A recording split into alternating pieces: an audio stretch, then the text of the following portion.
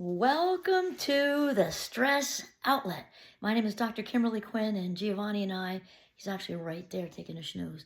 Giovanni and I are here today to talk about what we brought up last time about the habit loop.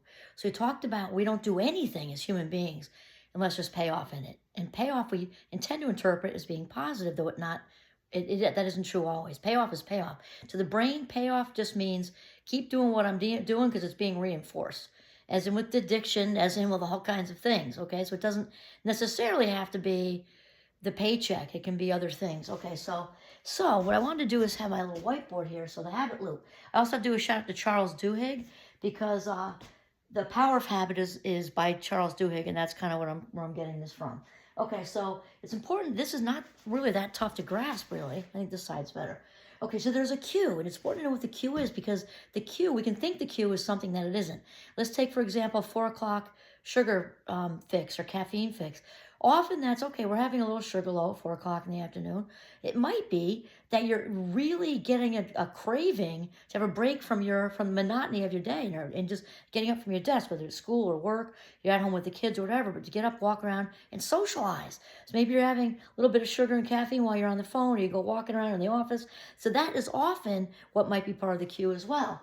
From there you go to go get your chocolate fix, your caffeine fix, both, whatever. That's the routine which leads to the reward of I feel good now. I broke up my day, I had my sugar, I had my caffeine, and that will loop right around and make it stronger for the cue, right? So another example, we could go on with this all day. Another example, we talked about codependency.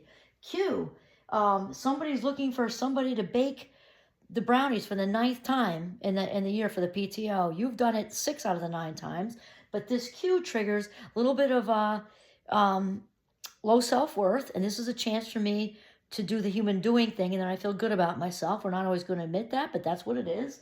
That leads to the routine of baking brownies yet again, leads to the reward of everybody's fawning all over. Oh my goodness, what we couldn't have done it without you. There's nobody else to do it, blah, blah, blah, blah, blah, which leads right back into the cue, which then feeds a reward, okay? And with the codependency thing, this will go around and around and around until he or she gets super resentful, because that's what happens with codependency. This is also true, we talked about with the rescuer in a relationship. Cue, he needs me, he needs me, he needs me. Routine, we rescue him by doing his college paper to the degree that he almost did the whole thing and typed it. Or it's a work thing, or you rescued him, covered up his drinking, or whatever. To the reward of all that instant pseudo feel good of the rescue, a huge dope fix with rescuing, which again leads right back to the cue. The next reel is going to be on what to do.